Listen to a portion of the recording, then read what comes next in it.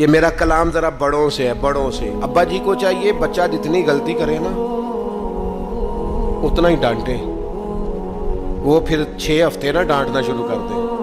استاد صاحب کو چاہیے کہ جتنی بچے کی کمزوری ہے نا، مجھے پتہ ہے سب سے زیادہ کس بات سے تکلیف ہوتی ہے۔ آپ کے بچے نے غلطی کی ہے، آپ اپنے بچے کو ڈانٹ لیں، سمجھا لیں، آپ کسی اور کے سامنے اس کی تذلیل کبھی نہ کریں، یہ زیادتی والی بات ہے۔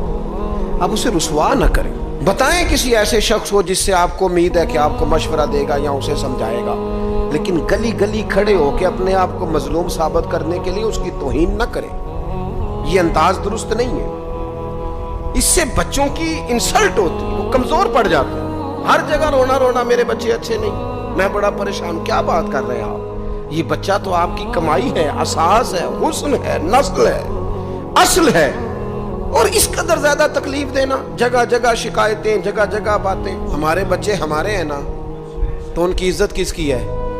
کیوں ہم گلی گلی اپنے بچوں کی رسوائی کرتے ہیں؟ کیوں کمزوریاں؟ اور جن کو ہم خیر خواہ سمجھ کے بتا رہے ہوتے ہیں نا، وہ آگے جا کے مزے لے لے کے بتاتے ہیں، تو نقصان کس کا ہوا؟ ہمارا، ہمارے قبیلے کا، ہمارے گھر کا۔ یہ دیکھیے ذرا، حضرت عمر رضی اللہ تعالیٰ عنہ مزاج کے لحاظ سے سخت ہیں۔ ایک نوجوان آیا، اس نے آ کے رونا۔ یہ پہلو آپ نے ضرور یاد رکھنا ہے میرے سیدنا فاروق اعظم کا، ہمارے امام، ہمارے قائد، ہمارے لیڈر، رہنما، مقتدا حضرت فاروق اعظم رضی اللہ۔ یہ انداز ضرور یاد رکھیے گا۔ حضرت عمر فاروق کا یہ طبقات ابن سعد میں موجود ہے۔ نوجوان آیا اور آ کے رو ہی پڑا۔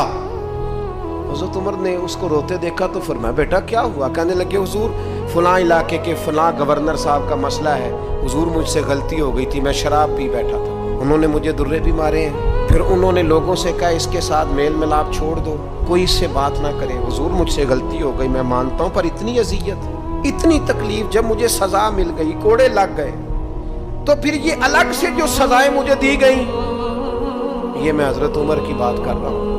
میں نے جب یہ پڑھا تھا تو میں رو پڑا تھا۔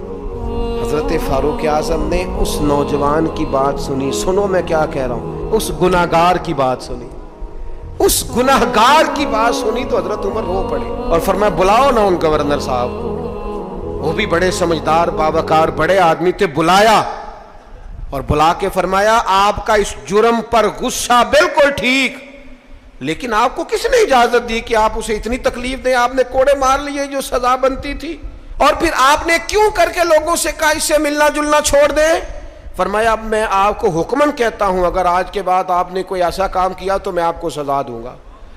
فرمانے لگے آپ نے کہا تھا نا لوگ ان سے ملے جلے نہ، فرمایا اب آپ ہی لوگوں سے کہیں ان سے ملاقات شروع کریں۔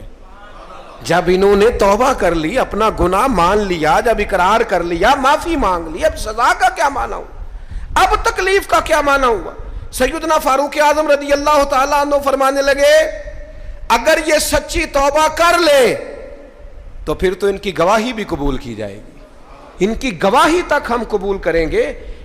وہ کسی نے کہا تھا الجھے الجھے بکھرے بکھرے روز و شب دیکھے گا کون، لوگ تیرا جرم دیکھیں گے سبب دیکھے گا کون۔ لوگ معافی نہیں دیتے، لوگ درگزر ہی نہیں کرتے، انسانوں سے غلطیاں ہو جاتی ہیں، لیکن اگر کسی نے توبہ کر لی، اور صحیح حدیث میں موجود ہے نبی پاک علیہ السلام نے فرمایا اگر کبھی کسی بندے سے کوئی گناہ ہو گیا پھر اس نے توبہ کر لی، اگر کسی نے اس بندے کو دوبارہ وہ گناہ یاد کرایا تو اللہ تعالیٰ اس بندے کو یاد کرانے والے کو سزا دے گا، مرنے